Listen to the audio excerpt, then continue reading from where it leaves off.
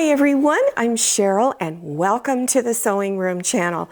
I'm going to demonstrate how to make this really easy pillow sham. You can make it for any size pillow. I'll show you how to measure your pillow so you know how to cut your fabric. There are one piece on the front. I put cotton batting on it, did some pretty quilting stitches, and then there's two pieces of fabric on the back. Okay, let's get started. Now, if you're not sure what size your pillow is, you're not sure if it's a queen standard or a king, I'll show you in a moment how to measure it. But if you've already got an existing pillow sham, you can always measure the pieces on that, and then that's what you can use to cut out your fabrics. But let me show you how to measure. It's really simple. Take a tape measure, and you're going to measure from the middle of the side seam down here. And then you're going to pull the tape measure across and go to the middle of the side seam on the other side. And that is the width of the pillow, and you're going to add 1 inch to that measurement.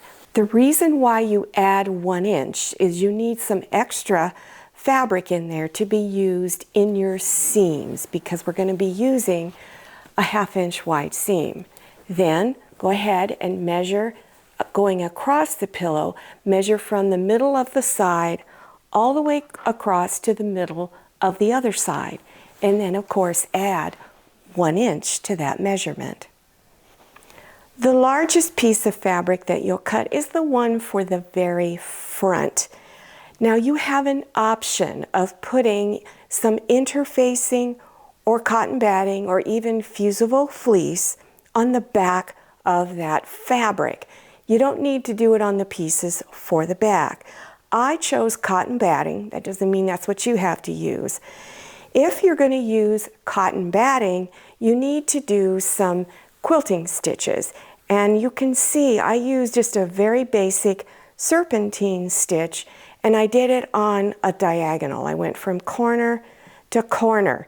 You could also just do straight lines of stitching. It doesn't need to be curvy. So you could go straight across about 3 inches apart and then go across the other way about 3 inches apart. Or if you want to use the fusible interfacing or fusible fleece, before you begin sewing anything, you want to make sure you fuse it on the back side and follow package instructions for fusing it on. On the back of the sham, you have two pieces of fabric. If it's a king size pillow sham you're making, one piece is going to be a lot smaller than the other. If you're doing the standard queen size pillow, then of course your pieces are the same size. So to finish off the edge where the pieces overlap each other, you want to fold and press. So you're going to fold it over 1/4 inch and press it all the way across. Then fold it again 1/4 inch and press it all the way across. Then to keep it down, you're going to do a stitch close to that edge all the way across. And you're only doing it on one edge of each piece, because these are the pieces that overlap each other on the back of the pillow sham. Now you're going to layer everything. So here's the front piece with the cotton batting. So you have the cotton batting laying down against your table. Then place the fabric for the back with the pretty side facing down. And these two pieces will overlap each other. They're supposed to. It's that flap that closes everything. So go ahead, pin around all 4 edges, and then stitch a 1/2 inch wide seam all the way around. Now we need to trim some of the fabric off the corner, and this helps to relieve the bulk. Otherwise, if you leave all this here, it's going to be really fat and thick and not going to lay down very nice.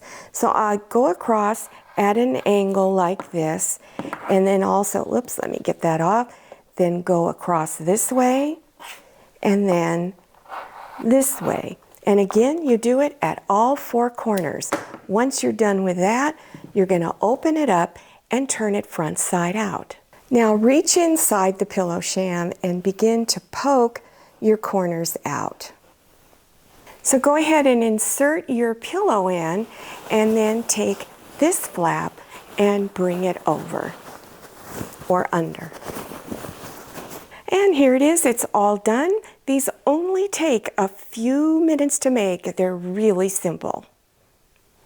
Now here is another pillow sham that I have a tutorial on. And on this one, there's two different fabrics on the front and a little bit of lace trim, which is optional. And then there's a third fabric on the back. So you go through your scrap pile, find fabrics that coordinate well together. Now you might also want to make new pillowcases to coordinate with the pillow sham. So I have several tutorials on making pillowcases. They're really easy, very fast to make. You can make them using character fabric like this if you're making one for a child. Here's one here that has kind of a southwest feel to it. This is really pretty, very crisp and clean looking. Here's another one, look great in a little girl's room. And then if you like the standard white and put a little bit of lace on one end, you can also do that. So the links to other items for your bed are listed below your YouTube screen in the description section. You just scroll down, click on Show More or the down arrow, and you will see all kinds of links appearing. Well, I hope you enjoyed this tutorial and that you learned something new. These pillow shams are going to be used in my bedroom. I'm in the process of making a bed quilt. It's almost done, not quite done yet. So these are going to be going with it. As soon as I have finished everything, I'm going to show it to you in one of my upcoming tutorials. Now, don't forget to follow me on Instagram and check out my Facebook page. Thank you so much for watching. I'll see you next time, and happy sewing. If you like the Sewing Room channel, one of the best ways to show your support is to subscribe by clicking on that red subscribe button and give this video a thumbs up. And don't forget to click on share to share this video with your friends. And make sure you click on the bell so you receive notifications for all my new videos. I'm Cheryl, this is Manny, and this is Scotty. See you next time.